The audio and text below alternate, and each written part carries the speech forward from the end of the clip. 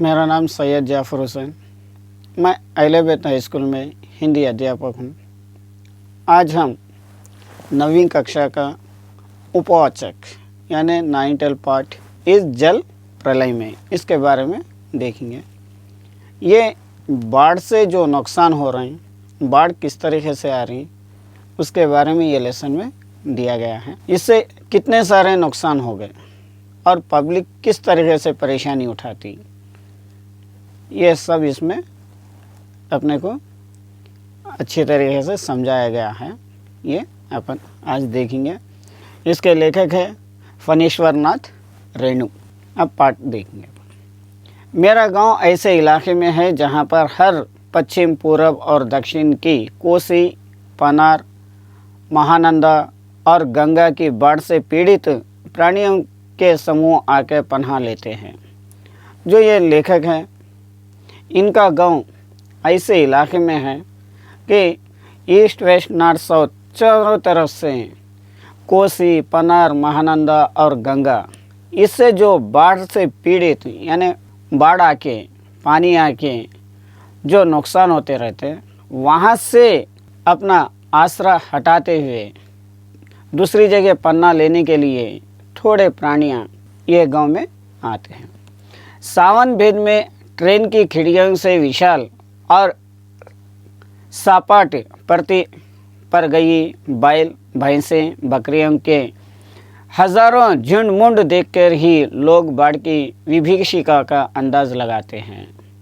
जो सावन के यानी बारिश के सीज़न में ट्रेन के खिड़कियों में से ट्रेन में सफ़र करने वाले वह ट्रेन की खिड़कियों में से ये महसूस करते हैं कि बैला, भैंसा और बकरियां वो जो भी हैं, एक गांव से दूसरे गांव को पलायन होते हुए देख के ये अंदाज़ा लगाते हैं कि यहाँ पे कुछ बाढ़ आने वाली है।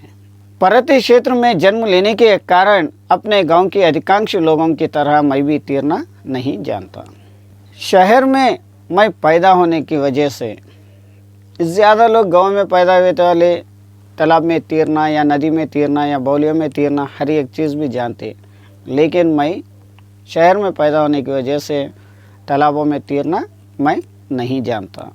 किंतु 10 वर्ष की उम्र से पिछले साल तक व्यय स्काउट, स्वयंसेवक, राजनीतिक कार्यकर्ता अथवा रिलीफ वर्कर की हैसियत से बाढ़ पीड़ित क्षेत्रों का काम करता रहता हूँ। पिछले 10 साल से एनसीसी में रहने की वजह से यानी स्काउट में रहने की वजह से और राजनीतिक कार्यकर्ता पॉलिटिक्स में रहने की वजह से और रिलीफ वर्कर रहने की वजह से बाढ़ पीड़ित जो क्षेत्र है, जो इलाके में बाढ़ आया हुआ है, वहाँ पे काम करते हैं। और लिखने की बात और इसके बारे में लिखने की बात भी अलग है। हाई स्कूल में बाढ़ पर लेख लिख के प्रथम पुरस्कार पाने से लेकर धर्मयुग में कदा दशक का अंतर्गत बाढ़ की पुरानी कहानियाँ को नए पाठ के साथ प्रस्तुत कर चुका हूँ।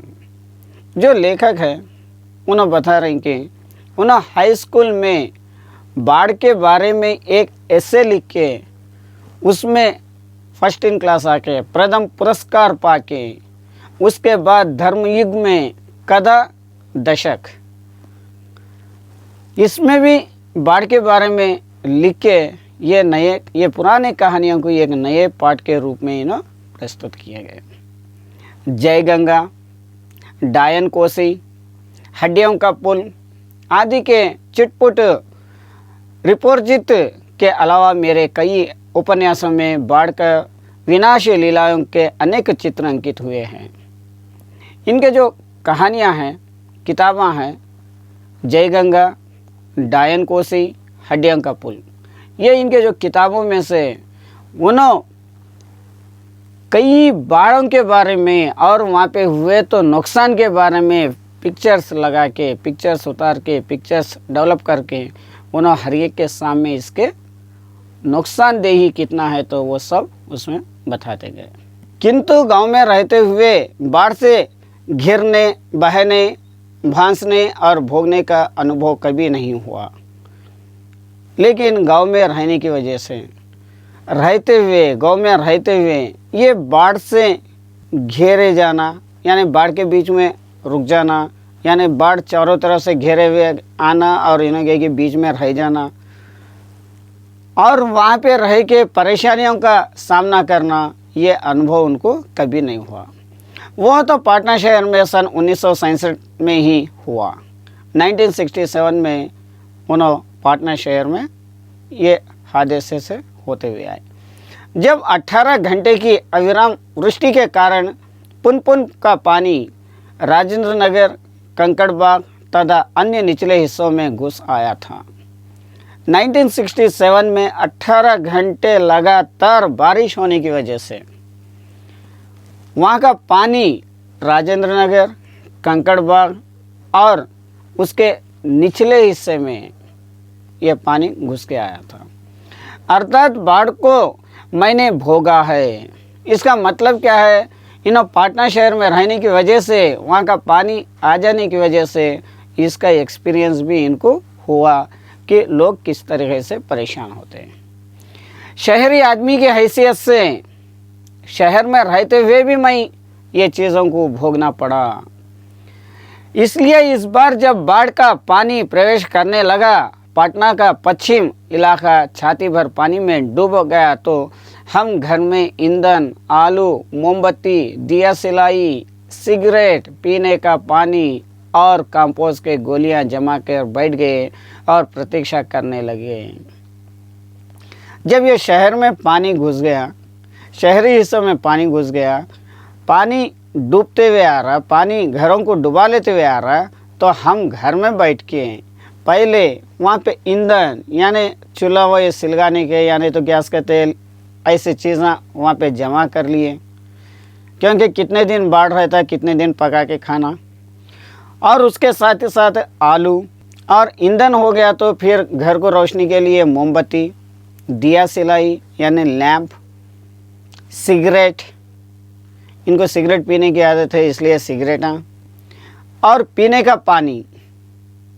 इसके साथ साथ कंपोस्ट के गोलियां, यानी कुछ बीमारियां नहीं फैले तो ऐसा वो जो नेफ्थलीन गोलियां रहते वो गोलियां, ये सब घर में रख लेके अब बाढ़ आने के इंतज़ार में इन लोग बैठे हुए हैं। सुबह सुना राजभवन और मुख्यमंत्री निवास विलीन हो गया है। सुबह सुबह न्यूज़ मिली कि राजभवन और सीएम हाउस, मुख्यमंत्री निवास, ये डूब गया है। दोपहर में सूचना मिली गोलघर जल से घिर गया है। फिर दोपहर तक न्यूज़ मिली कि गोलघर बहुत मशहूर है, वो पूरा पानी से घेरा गया है। ये सूचना बंगाल में इस वक्त में से बोली गई। ये सूचना, ये इंफॉर्मेशन, ये अलर्ट बंगाल में बोलते गए, जानो गोलघर डूबे गचे, गोलघर डूब गया गते। और 5 बजे जब काफ़ी हाउस जाने के लिए निकला तो रिक्शे वाले ने हंस पड़ा। और 5 बजे के टाइम पे काफ़ी हाउस जाने के लिए इन लोग निकले, रिक्शे में जाने के लिए तैयार हुए, तो रिक्शे वाला हंसने लगा। इन लोग रिक्शे में बैठ के गांव का हाल क्या है जानने के लिए इन लोग रिक्शे में निकल रहे थे। तो जब रिक्शे वाले ने हंसकर कहा, अब कहाँ जाओगे, काफ़ी हाउस में तो अबले पानी आ गया होगा, अब आप लोग कहाँ जाते, काफ़ी हाउस में तो पूरा पानी आ गया होगा, चलो पानी कैसे घुस आया है वही देखना है, चलो चलो जाके देखेंगे आखिर पानी किस तरीके से घुस के आया वो तो देखना है। कह कर हम रिक्शा पर बैठ गए। ये बात बोल के हम लोग रिक्शे पे बैठ गए। साथ में नई कविता के एक विशेषज्ञ, व्याख्याता, आचार्य, कवि मित्र थे और मेरे साथ एक नए कवि, लेखक, विशेषज्ञ यानी जानकारी पाने वाले एक मित्र मेरे साथ थे, जो मेरी अनवरत, अनर्गल, अनगढ़ गद्यमय स्वागती से कभी बोर ना होते, जो मेरी बड़बड़ाहट से मैं जो बोलते हुए चलते रहता हूँ वो कंटिन्यू करते रहता हूँ, उससे भी बिना बोर हुए मेरे साथ उन्होंने चलते गए। उन्होंने धन्य है। Motor, scooter, tractor, motorcycle, truck, टमटम, साइकिल, रिक्शा पर और पैदल लोग पानी देखने जा रहे हैं। ये गोलघर कने और मुख्यमंत्री निवास कने जो पानी आया वो देखने के लिए हर एक लोग मोटरों पे जा रहे हैं, स्कूटर में जा रहे हैं, ट्रैक्टर पे, टमटम में, हर एक चीज़ जो पैदल निकले पैदल चले जाते जा रहे हैं। लोग पानी देख कर लौट रहे हैं। ये सब देख लेके, पानी को देख लेके सारे लोग पलट के आ रहे हैं। देखने वालों की आंखों में, जुबान पर एक ही जिज्ञासा, पानी कहाँ तक आ गया है। हर एक जने देख के आ रहे हैं उन लोगों के, और देखने के वास्ते जा रहे हैं तो वालों के भी मन में एक ही सोच थी कि आखिर पानी कहाँ तक आया। देखकर लौटते हुए लोगों की बातचीत फ्राइज़र रोड पर आ गया। जो देख के आ रहे हैं उन लोग बोल रहे हैं फ्राइज़र रोड तक आ गया। आ गया क्या, पार भी कर लिया। Shri Krishnapuri, Pataliputra colony, boring road, industrial area का कहीं पता नहीं। ये सारे चीज़ें वहाँ पे डूब गए। अब भट्टाचार्य रोड पर भी पानी आ गया होगा। अब क्या है, भट्टाचार्य रोड के पर भी पानी आ गया। छाती भर पानी है, पानी छाती भर तक आ गया। विमेंस कॉलेज के पास डूबा हुआ पानी है। वुमेंस कॉलेज के पास आदमी डूबने के उतना पानी है। आ रहा है, आ गया, घुस गया, डूब गया, अरे डूब गया, वो आ गया। हर एक पब्लिक की वही आवाज़ है कि पानी आ गया, डूब गया, यहाँ तक आ गया, वहाँ तक आ गया। बस ये कंटिन्यू चलते जा रहा। अब हम काफ़ी हाउस के पास पहुँचे। जो लेखक और ये नए लेखक और अपने लेखक दो जने भी काफ़ी हाउस तक पहुँचे। काफ़ी हाउस बंद कर दिया गया था। जब वो टाइम पे काफ़ी हाउस भी बंद कर दिया।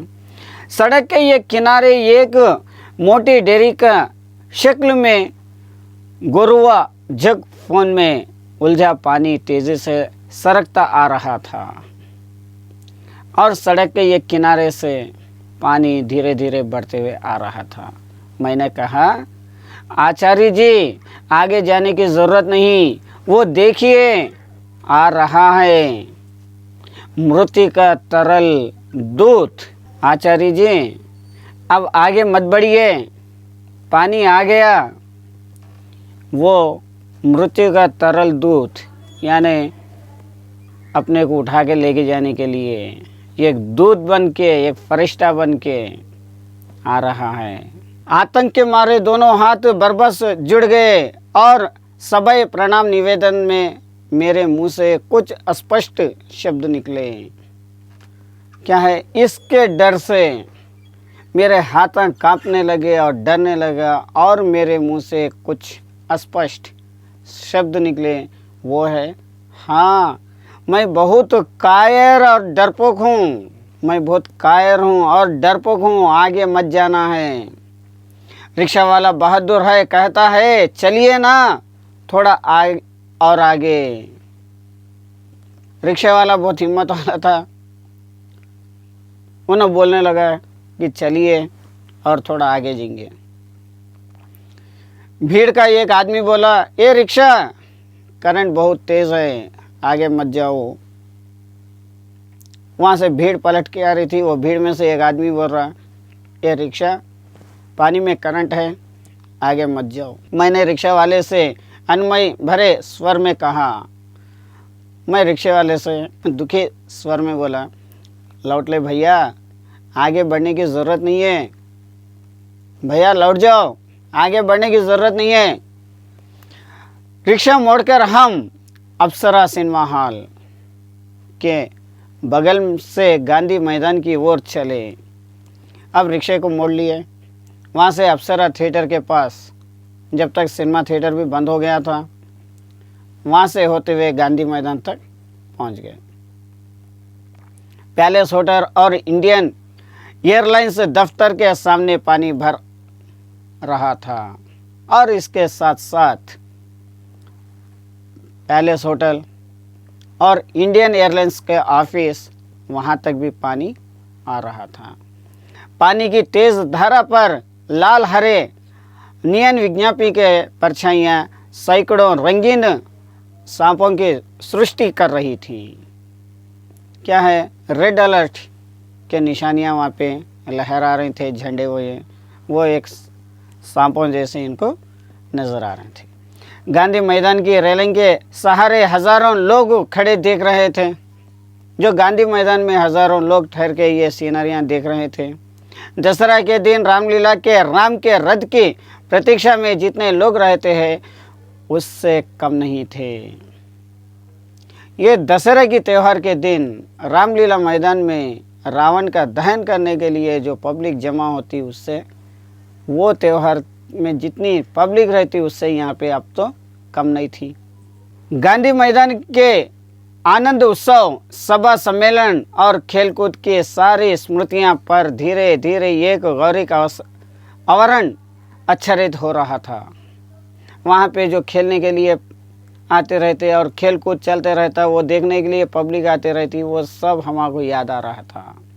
हरियाली पर सौनों सौनों पानी फिरते देखने का अनुभव सर्वदा नया था। जो घास मैदान में जो घास है उसके पर पानी के टिपके जैसा पड़े हुए रहते, उसे देखने का मौका अब इन लोगों को मिला था। इसी बीच एक अधेड़ मुस्टैंड और गंवार जोर जोर से बोल उठा, जब दानपुर डूब रहा था तो पाटनिया बाबू लोग उलटकर देखने भी नहीं गए। अब भोजो। वहाँ से एक अधेड़ आदमी, एक लंगड़ा आदमी जोर जोर से चीख के पुकार रहा था, जब गए तो समय में दानपुर पानी से डूब रहा था, लेकिन कोई वहाँ पे आके देखने वाला नहीं था।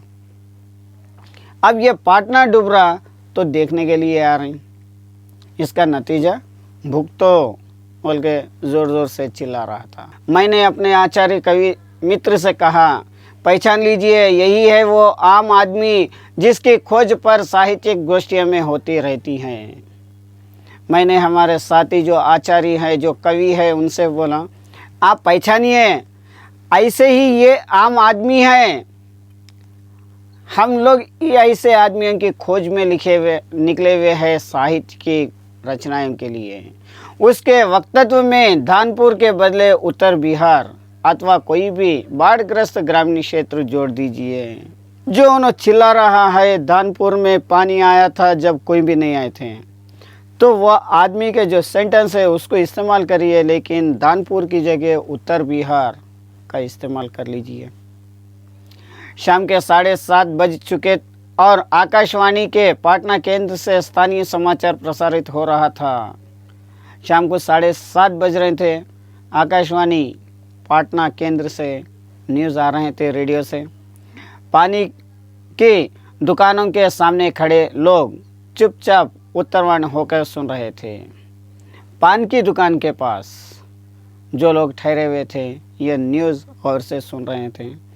पानी हमारे स्टूडियो के सीढ़ियों तक पहुंच चुका है और किसी भी क्षण स्टूडियो में प्रवेश कर सकता है। जो बाढ़ का पानी है हमारे सीढ़ियों तक आ गया, कभी भी दो स्टूडियो में आ सकता है। समाचार दिल दहलाने वाला था। जो ये न्यूज़ था वो दिल दहलाने वाला था। कलेजा धड़क उठा। मित्र के चेहरे पर भी आतंक की कई रेखाएं उभरी। जो हमारे मित्र है उनके चेहरे के ऊपर भी ज़रा परेशानी नज़र आती गई, किंतु हम तुरंत ही सहज हो गए। लेकिन हम लोग फ़ौरन सहज हो गए, यानी एकदम अलर्ट हो गए, यानी चेहरे पर चेष्टा करके सहजता ले आए, चेहरे के ऊपर थोड़ी बहुत मुस्कुराहट लेके आए, क्योंकि हमारे चेहरे और कोई परेशान नज़र नहीं आ रहा था, क्योंकि हमारे चेहरे के ऊपर ही परेशानी थी, लेकिन दूसरों के चेहरों के ऊपर किसी के ऊपर भी ये परेशानी नज़र नहीं आ रही थी। पानी देख के लौटते हुए लोग आम दिनों की तरह हंस बोल रहे थे। बल्कि आज तनिक उत्साहित थे। जो लोग पानी देख के आ रहे हैं उन लोग हंसते बोलते हुए हर रोज़ जैसा रूटीन पे थे वैसा रूटीन से जा रहे हैं, और आज के दिन तो और खुश थे। हाँ, दुकानों में थोड़ी हड़बड़ी थी, दुकानों में थोड़ी हलचल थी। नीचे के सामान ऊपर किए जा रहे थे, जो अंडरग्राउंड में है तो सामान पूरे ऊपर ला रहे थे। रिक्शा, टमटम, ट्रक और टेम्पो पर सामान लदे जा रहे थे। जो भी सामान अंडरग्राउंड में है उसे निकाल के रिक्शे में उसमें डाल के दूसरी जगह लेके जा रहे थे। खरीद बिक्री बंद हो चुकी थी, जो लेन देन बेचना करना पूरा बंद हो गया था। पान वाले की बिक्री अचानक बढ़ गई थी। जो पान की दुकानें हैं, सिगरेट की दुकानें हैं, उन लोगों की बिक्री एकदम बढ़ गई। आसन्न संकट से कोई प्राणी आतंकित नहीं दिख रहा था। कोई आदमी वहाँ पे परेशान नजर नहीं आ रहा था। पान वाले के अदमकद आईने में उतने ही लोगों के बीच हमारी ही सूरत मुरमुही नज़र आ रही थी। पान वाले की दुकान के सामने जितने लोग हैं उन लोगों के सामने अब हमारा ही चेहरा ज़रा परेशानी से नज़र आ रहा था। मुझे लोग, अब हम यहाँ थोड़ी देर भी ठहरेंगे तो वहाँ खड़े लोग किसी भी क्षण टटाकर हम पर हंस सकते थे, और थोड़ी देर हम लोग यहाँ रुक गए तो यहाँ के जो चारों तरफ के लोग पूरे हम लोगों को देख के हंसना शुरू करेंगे टटराते हुए। ज़रा इन बुज़दिलों का हुलिया देखो, क्योंकि वहाँ ऐसी ही बातें चारों ओर से उछली जा रही थी। लोग बोलेंगे कि ये बुज़दिलों का चेहरा देखो कितना परेशान है, बोल के हमारा मजाक उड़ाते रहेंगे, क्योंकि वहाँ के लोग ऐसे ही मजाक उड़ा रहे थे। एक बार डूबी ही जाए, धनुष कोटि की तरह पाटना लापत ना हो जाए कहीं। क्या है, एक बार डूब गया लेकिन धनुष कोटि की तरह ये पाटना कहाँ भी लापता ना हो जाए। सब पाप धुल जाएगा, चलो गोलघर के मुंडे पर ताशा की गड्डी लेकर बैठ जाएं। ये सब पाप जितना भी है ये पूरा धुल जाएगा, चलो अपन गोलघर के मुंडे पे बैठ के ताशा की गड्डी खेलते हुए रहेंगे। बिस्कोमान बिल्डिंग की छत पर क्यों नहीं, बिस्कोमान की बिल्डिंग के पर जाएंगे, गोलघर के पर नहीं। भाई ये मामूल मौका है, इनकम टैक्स वालों को आइन इसी मौके पर काले कारोबारियों के घर पर छापा मारना चाहिए। आसामी बा माल, ये अच्छा मौका है। इनकम टैक्स ऑफिस वालों को ऐसे टाइम पे हर एक घर के पर छापा मारना है। राजेंद्र नगर चौराहा पर मैगजीन कॉर्नर की आखिरी सीढ़ियों पर पत्र पत्रिकाएं पूर्वातीत बिछी हुई थी। राजेंद्र नगर के चौराहा पर मैगजीन कॉर्नर पर आखिरी सीढ़ियों के पर न्यूज़पेपर्स और मैगजीन्स पूरे बिछे हुए थे। सोचा एक सप्ताह के खुराक एक ही साथ ले लूँ, एक हफ्ते के पूरे न्यूज़पेपर एक साथ ले लूँ। क्या क्या ले लूँ, हेडली चेज या एक ही सप्ताह में फ्रेंच जर्मन सिखाने देने वाली किताबें अथवा योग सिखाने वाली कोई सचित्र किताब। मुझे इस तरह किताबों के उलटते पलटते देख कर दुकान का नौजवान मालिक कृष्णा पता नहीं क्यों मुस्कुराने लगा। मैं इस तरीके से हर एक किताब खोज रहा था, आखिर क्या लेना है। एक हफ्ता सीखने के लिए क्या फ्रेंच जर्मनी सीखने के लैंग्वेज सीखने की किताबें लेना है या योगा सीखने की किताबें लेना है और क्या करना है, ये सोच रहा था और किताबों को उधर इधर पलटा रहा था। वहाँ पे एक नौजवान, कृष्णा बोलते तो लड़का, मेरे को देख के मुस्कुरा रहा था। किताबों को छोड़े कहीं हिंदी, बांग्ला और अंग्रेज़ी सिनी पत्रिकाएं लेकर लौटा, और ये पूरे बुक्स तो छोड़ दिया मैं। हिंदी, बंगाल और अंग्रेज़ी के थोड़े सिनी पत्रिकाएं ये लेके मैं वहाँ से चले गया। मित्र से विदा होते हुए कहा, पता नहीं कल हम कितने पानी में रहे। और मेरे दोस्त के साथ विदा लेते हुए कहा कि कल हम कितने पानी में रहने वाले हैं।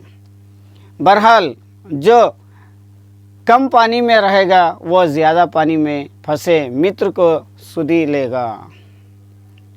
खैर, हम कितने पानी में रहते कल पता चलेगा। जो ज़्यादा पानी में है वो आदमी कम पानी में है तो वाले को याद कर ले, या इनो या उनो। प्लाट में पहुंची ही था कि जनसंपर्क की गाड़ी लाउडस्पीकर से घोषणा करती हुई राजेंद्र नगर पहुंच चुकी थी और मैं घर में प्लाट में पहुंच गया। वहाँ पे जनसंपर्क की यानी सबको अनाउंसमेंट करते हुए ये गाड़ी लाउडस्पीकर से अनाउंसमेंट करते हुए राजेंद्र नगर तक पहुंची। हमारे गोलघर के पास कोई भी आवाज़ चारों बड़े ब्लॉकों की इमारतों से टकराकर मुंडराती हुई बार बार प्रतिध्वनि होती है। हमारे गोलघर के पास, गोलंबर के पास जो आवाज़ है वो बार बार रिपीट होते हुए, रिसाउंड होते हुए, टकराते हुए हमारे पास आ रही थी। सिनेमा अथवा लॉटरी की प्रचार गाड़ी यहाँ पहुँचते ही भाइयों पुरस्कार एक क्षण के लिए चुप हो जाती है। क्या है, ये गाड़ी पुकारते हुए भाइयों बोल के पुकारते हुए 1 मिनट के लिए चुप हो जाती है। पुकार मंडराती हुई प्रतिध्वनि होती हुई भाइयों भाइयों भाइयों। ये अलमस्त जवान रिक्शे वाला है जो अक्सर रात के सन्नाटे में सवारी पहुंचा कर लौटते समय इस गोलंबर के पास अलप उड़ता है। सुनो मेरे बंधु रे ए ना, सुनो मेरे मितवा, वाह वाह वाह। यानी इस तरीके से उन्हें पुकारते हुए ये एक रिक्शे वाला अक्सर रात के टाइम पे यहाँ से सवारी लेके पहुँचता है, उन्हें लापता है। गोलंबर के पास जनसंपर्क की गाड़ी से ऐलान किए जाने लगा, भाइयों ऐसी संभावना है कि बाढ़ का पानी रात्रि की करीब 12 बजे तक लोहनापुरी, कंकड़बाग और राजेंद्र नगर में घुस जाएं, अतः आप लोग सावधान हो जाएं। वो जो अनाउंसमेंट है उसमें सुनाई दे रहा है कि रात में लोहनपुरी, कंकड़बाग और राजेंद्र नगर में पानी घुस गया और उसके साथ आप लोग भी सावधान रह जाइए, अलर्ट रहिए, प्रतिध्वनि सावधान हो जाइए, सावधान हो जाएं। बार बार सुनाई दे रहा, अलर्ट हो जाइए, अलर्ट हो जाइए। मैंने गृह स्वामिनी से पूछा गैस का क्या हाल है। मैं मेरी पत्नी से पूछा गैस का क्या हाल है। बस उसी का डर है, अब ख़त्म होने वाला है। असल में सिलेंडर में मीटर वूटर की तरह कोई चीज़ नहीं होने से कुछ पता नहीं चलता, बस उसी का डर है। गैस कब हो जाती, कब रहती, कब होने वाली है पता नहीं। अगर से सिलेंडर में मीटर वगैरह रहता था तो अपने को पता चल जाता था, लेकिन अंदाज़ा है कि 1 या 2 दिन कोयल है, सिर्फ 1 या 2 दिन ये गैस चलेंगी, उसके बाद तो कोयला है, स्टोव है, मगर लेकिन केरोसिन का 1 ही बोतल है। फ़िलहाल बहुत है, बाढ़ का भी यही हाल है। फ़िलहाल तो ये बहुत सारे चीज़ें हैं, बाढ़ भी ऐसी है, मीटर वीटर की तरह कोई चीज़ नहीं होने से पता नहीं लगता। ये मीटर वीटर ये बाढ़ को भी नहीं रहने से ये बाढ़ कहाँ तक आ रही, कब तक आ रही, उसका पता भी नहीं लग रहा। सारे राजेंद्र नगर में सावधान सावधान ध्वनि कुछ देर गूंजती रही। पूरे राजेंद्र नगर में अलर्ट रहो की आवाज़ घूमती रही। ब्लॉक के नीचे की दुकानों से सामान हटाने जाने लगा। जो हमारे ब्लॉक है उसके नीचे सामान जो भी है हटाने लगे दुकानदार। मेरे प्लाट के नीचे एक दुकानदार ने पता नहीं क्यों इतना कागज़ इकट्ठा कर रखा था, ये अलावा लगा के सुलाग दिया। मेरे प्लाट के नीचे के एक दुकानदार पूरे कागज़ एक जगह जमा करके उसे जला दिया। हमारा कमरा धुएं से भर गया, हमारा कमरा पूरा धुआं से भर गया।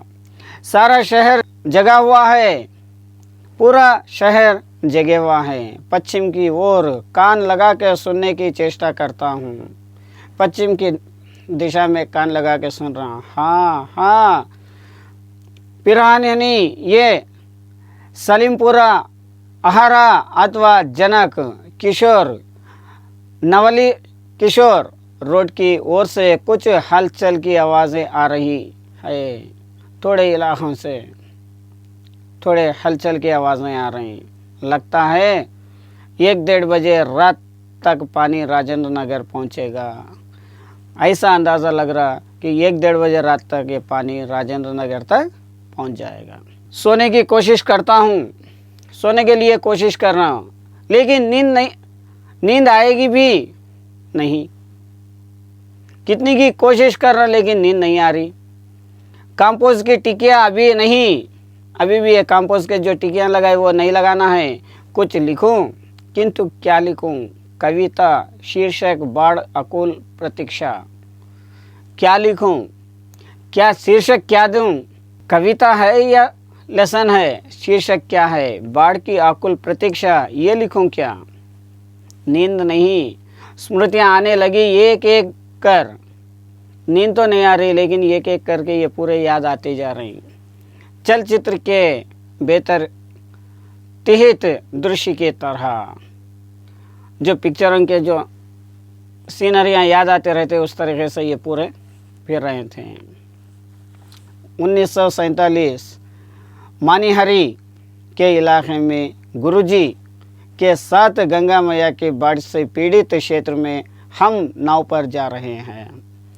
1947 में मानिहरी के इलाके में गुरुजी के साथ हम गंगा मैया में के पीड़ित लोगों को देखने के लिए नाव पर जा रहे थे। चारों ओर पानी ही पानी, चारों तरफ से पानी घुसे हुआ था। दूर एक द्वीप जैसा बलूचर दिखाई पड़ा। बहुत दूर में एक लैंड दिखाई पड़ा, आइलैंड के वैसा दिखाई पड़ा। हमने कहा वहाँ चल के ज़रा चहलकदमी करके टांग सीधी कर लें। वहाँ पे थोड़ा ज़मीन का इलाका दिखा। मैंने कहा वहाँ पे जाके ज़रा अपने हाथों पैरों सीधा कर लें। भड्डी जी कहते हैं किंतु सावधान, ऐसी जगह पर कदम रखने से पहले यह मत भूलना कि तुमसे पहले ही वहाँ हर तरह के प्राणी शरणार्थी के रूप में मौजूद मिलेंगे। ये आप जल्दबाजी करके नहीं सोचना है कि हमारे से पहले कई जानवर वहाँ पे पहुँच के रहेंगे अपनी जान बचाने के लिए। और सचमुच चिंटी चिंटे से लेकर सांप, बिच्छू और लोमड़ी सियार तक यहाँ पनाह ले रहे थे। और सचमुच में चिमटियाँ, सांप, बिच्छुआ, लोमड़ियाँ, शेरा ये सब वहाँ पे पनाह ले रहे थे। भड्डी जी की हिदायत थी हर नाव पर पखाई घाव, तलवे में भी घाव हो जाता है। क्या है, हर एक जगह भी इनकी एक हिदायत रहती थी, नसीहत रहती थी कि कभी भी हम दो पके हुई घाव यानी पानियों में भीगे वक्त उंगलियों में उसमें छाले आ जाते यानी तो उंगलियां पक जाती, उसमें लगाने के लिए हल्दी से पका हुआ ये मरहम लेके जाना है। कि दवा, दिया सलाई की डिबिया यानी मैच बॉक्स और केरोसिन तेल रहना चाहिए और गैस का तेल साथ में रहना है। और सचमुच हम जहाँ जाते खाने पीने की चीज़ से पहले पकाई घाव की दवा और दिला सलाई की मांग होती। और हमेशा हम कभी भी हम दो कहाँ पे भी जाते हो खैर खाने पीने की चीज़ों को छोड़ के जो ये पके हुई दवा जो है यानी हल्दी पका के जो है वो लेके और काढ़ी की डिब्बी लेके हम जाते थे। 1949 उस बार महानंद की बाढ़ से घिरे वापसी थाने के एक गांव में हम पहुंचे। 1949 में महानंद की बाढ़ में से हम लोग वहां से वो गांव से लौटे थे। हमारे नाव पर रिलीफ के डॉक्टर साहब थे। हमारे नाव में एक डॉक्टर साहब थे, वहाँ पे ये रिलीफ वर्कर का काम करते हुए गांव के कई बीमारियों के नाव पर चढ़ा कर कैंप में ले जा रहे थे। जो यहाँ पे बाढ़ पीड़ित से जो लोग बीमार हैं उन लोगों को नाव पे लेके दवाखाने को पहुँचा रहे थे। एक बीमार नौजवान के साथ उसका कुत्ता भी कुई कुई करता हुआ नाव पर चढ़ आया। उसके साथ एक कुत्ता भी बीमार होके कुई कुई करते हुए यानी चीखते हुए उसके साथ आया। डॉक्टर साहब ने कुत्ते को देखकर भीषण भयभीत हो गए और चिल्लाने लगे, अरे कुकुर नहीं, कुकुर को भगाओ। बीमार नौजवान छप से पानी में उतर गया। क्या है, ये कुत्ता भी आ रहा था। डॉक्टर साहब परेशान हो गए और उन्हें चिल्लाने लगे कि ये चीज़ को नीचे उतारो। और बीमार नौजवान भी क्या है, छप से एकदम उतर के पानी से उतर गया। हमारा कुकुर नहीं जाएगा तो हम भी नहीं जाएगा। हमारा ये जो कुत्ता है उन्होंने हमारे साथ नहीं आया तो हम भी नहीं जाएंगे। फिर कुत्ता भी छपक पानी में गिरा, फ़ौरन कुत्ता भी वहाँ से उतर गया। हमारा आदमी नहीं जाएगा तो हम नहीं जाएगा। अगर से हमारा आदमी नहीं गया तो हम भी नहीं जाएंगे, बल्कि कुत्ता भी उतर गया। परमान नदी की बाढ़ में डूबे हुए एक मुसहरी, यानी मुसहरी के बस्ती में हम राहत बांटने गए। वो मुसहरी बस्ती में हम लोग कुछ राहत के चीज़ें बांटने के लिए गए। खबर मिली थी कि कई दिनों से मछली और चूहे की झुलस कर खा रहे हैं।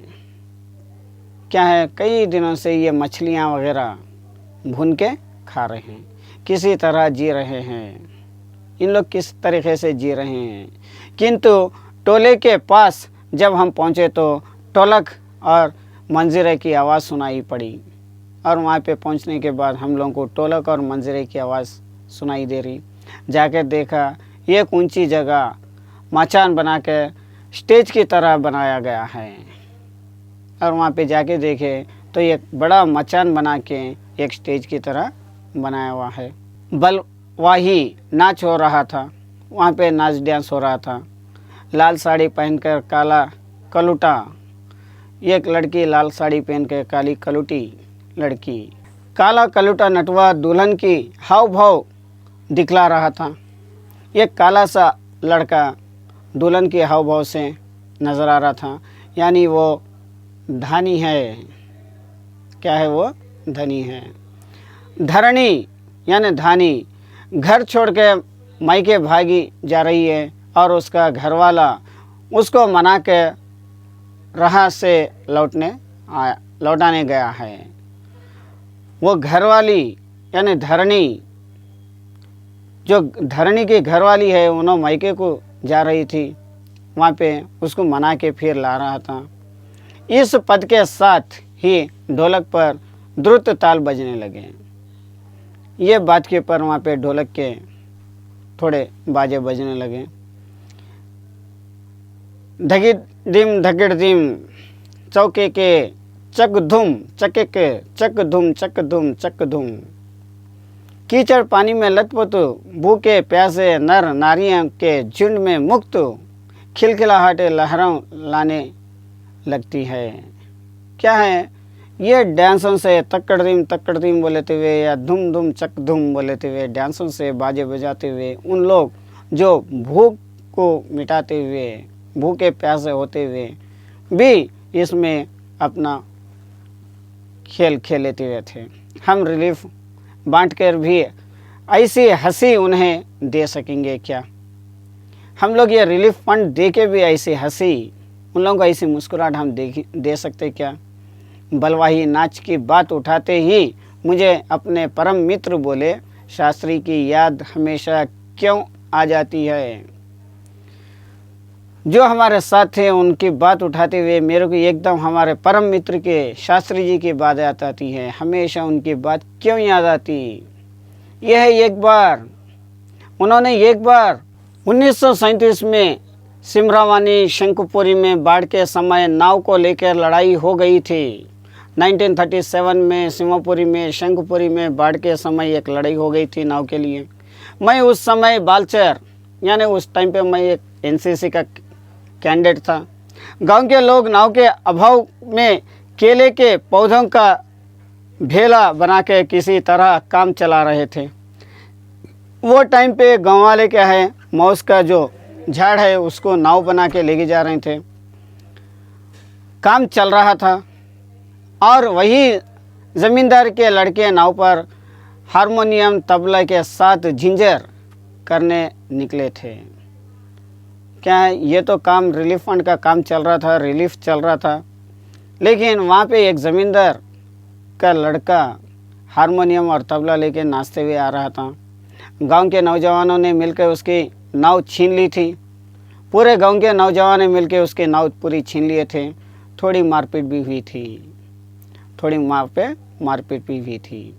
और 1967 में जब पुनपुन का पानी राजेंद्र नगर में घुस आया था, एक नाव पर कुछ सजे धजे युवक और युवतियों की टोली किसी फिल्म में देखे हुए कश्मीरी का आनंद घर बैठे लेने के लिए निकली थी। और 1967 में जब पुनपुन का पानी राजेंद्र नगर में आया था, तो वो टाइम पे थोड़े लड़के और लड़कियों की टोली ये कश्मीर में रह के जो आनंद उठाते उस तरीके से आनंद उठाने के लिए आए थे। नाव पर स्टोव जला रहा था, नाव के पास स्टोव भी जल रहा था, केतली चढ़ी हुई थी, चाय की केतली भी चढ़ी हुई थी, बिस्कुट के डिब्बे खुले हुए थे। एक लड़की प्याली में चम्मच डाल के एक अनोखे अदा से नेस्कैफे का पाउडर के साथ मथ रही थी। क्या है नेस्कैफे पाउडर? एक प्याली में डालते हुए चमचा हिला रही थी, एस्प्रेस बना रही थी। शायद दूसरी लड़की बहुत मनोयोग से कोई सचित्र और रंगीन पत्रिका पढ़ रही थी, और दूसरी लड़की क्या है, एक न्यूज़पेपर या कुछ पेपर पढ़ लेते हुए बैठी थी। एक युवक दोनों पाँवों को फैला कर बांस की लग्गी से नाव खो रहा था, और एक लड़का नाव चला रहा था। दूसरा युवक पत्रिका पढ़ने वाले लड़की के सामने अपने घुटनों पर कोहनी टेक कर कोई मनमोहक डायलॉग बोल रहा था, और दूसरा लड़का ये लड़की न्यूज़पेपर पढ़ने वाली लड़की के सामने बैठ के कुछ डायलॉग्स मार रहा था। पूरे वॉल्यूम में बजते हुए ट्रांजिस्टर पर गाना आ रहा था। पूरा वॉल्यूम खोल के एक गाना आ रहा था, हवा में उड़ता जाए मेरा लाल लाल दुपट्टा मलमल का, हो जी ये गाना था। हवा में उड़ता जाए मेरा लाल दुपट्टा मलमल का, ये गाना वहाँ पे लगाया गया था। हमारे ब्लॉक के पास गोलंबर का नाव पहुँची थी कि अचानक चारों ब्लॉक के छतों पर खड़े लड़कों ने एक साथ ही, क्या है, यहाँ पे गोलंबर तक ये नाव पहुँच गई। अचानक हमारे ब्लॉक के पूरे लड़के छतों के पर चढ़ के एक साथ किलकरियाँ, सीटियाँ, फतमियों की वर्षा कर दी, और इस गोलंबर में किसी भी आवाज़ की प्रतिध्वनि मंडरा कर गूंजती रही। और सब लड़के क्या है, किलकरियाँ हंसी मजाक करने लगे, सीटियाँ बजाने लगे। ये पूरी आवाज़ बार बार फिर के आती गई। सो सब मिलकर स्वयं ही जो ध्वनि संयोज हुआ, उसे बड़े से बड़े गुण संगीत निर्देशक बहुत कोशिश के बावजूद नहीं कर पाते। ये हर एक जने भी ये ध्वनि आवाज़ निकालने के लिए कोशिश कर रहे हैं, जो बड़े बड़े गायक भी ये काम नहीं कर सकते। उन पहाड़ युवकों की सारी एग्जिबिशन तुरंत छुमंतर हो गई, और युवतियों के रंग लाल लाल होठों के और गाल काले हो पड़ गए, और ये जो लड़के और लड़कियों के एकदम छुमंतर हो गए, और इन लोगों के होठा वगैरह काले गाल पड़ गए। नाव पर अकेला ट्रांजिस्टर था जो पूरे दम के साथ मुखर था, न ये तेरी मंजूधर होशियार होशियार। नाव के ऊपर एक अकेला लड़का था, वो उसके मुखरे के साथ, नाये में तेरी मंजेधर होशियार होशियार। कहो राम सिंगार पानिया आ रहे ले, कहो राम सिंगार पानी आ रहा क्या? ना आ रहे ले, नहीं आ रहा। 2:30 बज गए मगर पानी अब तक आया नहीं। 2:30 बज गए लेकिन पानी अब तक नहीं आया। लगता है कहीं अटक गया, कहीं रुक गया पानी, अथवा जहाँ तक आना था आकर रुक गया, जहाँ तक आना था पानी वहाँ तक आके रुक गया, अथवा तटबंध पर लड़के हुए इंजीनियरिंग की बात जीत हो गई। शायद जो इंजीनियरिंग के लड़के हैं उन लोगों की बात हो गई होंगी, इसलिए पानी वहाँ पे रुक गया, या कोई देवी का चमत्कार हो गया, या कोई देवी का यहाँ चमत्कार हो गया। नहीं तो पानी कहीं भी जाएगा तो किधर से अगर से नहीं हुआ, ये चमत्कार नहीं हुआ, तो पानी अगर से किधर से जाएगा? रास्ता तो इधर से ही है, पानी का रास्ता तो यहाँ से है। चारों प्लाटों का प्रकाश, सभी प्लाटों की रोशनी जल रही थी, पूरे प्लाटों की रोशनी। सब जने इंतजार में थे, पानी कब आ रहा, बूझ रही थी। सभी जगे हुए थे, कुत्ते रह रह कर सामूहिक रुदत करते हुए, और उन्होंने राम सिंगार की मंडली डॉक्टर चुप करा देती है, चौप चौप। वहाँ पे सब जने इंतज़ार देख रहे थे, पानी आ रहा, सब जने परेशान थे। आखिरी में कुत्ते भी रह रह के सामूहिक रुदन करते थे, आवाज़ निकाल रहे थे। आखिरी में राम सिंगर के मंडल के जो डॉक्टर है, उन्होंने भी इन लोगों को चुप चुप करा रहे थे। मुझे अचानक अपने उन मित्रों की और स्वजनों की याद आई जो कल से ही पाटलिपुत्र कॉलोनी में कृष्णपुरी बोरिंग रोड के अथाह जल में घिरे हैं। जितेंद्र जी, विनीत जी, बाबू भैया, इंदिरा जी, ये सब लोग वहाँ पे पानी में घेरे हुए हैं। पता नहीं कैसे हैं, किस हाल में है वे, इन लोग कैसे हैं पता नहीं है, किस हाल में होंगे। शाम को एक बार पड़ोस में जाके टेलीफोन करने के लिए चोंगा उठाया। बहुत देर तक कोई नंबर डायल करता रहा। उधर सन्नाटा था एकदम, कोई शब्द नहीं, ट्रिंग फुंग कुछ भी नहीं। और मैं फ़ोन करने के लिए गया था, वहाँ पे फ़ोन उठाया और नंबर मिलाया, लेकिन वहाँ से कुछ आवाज़ नहीं। बिस्तर पर करवट लेते हुए फिर एक बार मन में हुआ कुछ लिखना चाहिए। फिर बिस्तर के पर करवटें लेते हुए फिर मेरे मन में एक उठा कि फिर कुछ लिखना है, लेकिन क्या लिखना चाहिए। लेकिन आखिर में मैं क्या लिखूं?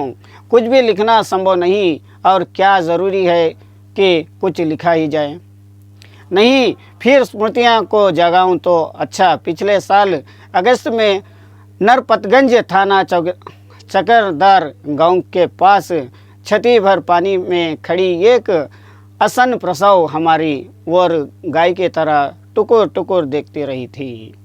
क्या है, गए तो साल वो याद आ रहा है कि गए तो साल अगस्त में नरपतगंज के थाने के चकरदहर में गांव के पास भीतर पानी में एक हमारी और गाय की तरह टुकुर टुकुर देखती रही। नहीं, अब भूली बिसरी याद नहीं, बेहतर है आंख मूंद कर सफ़ेद भेड़ों के झुंड देखने की चेष्टा करूं।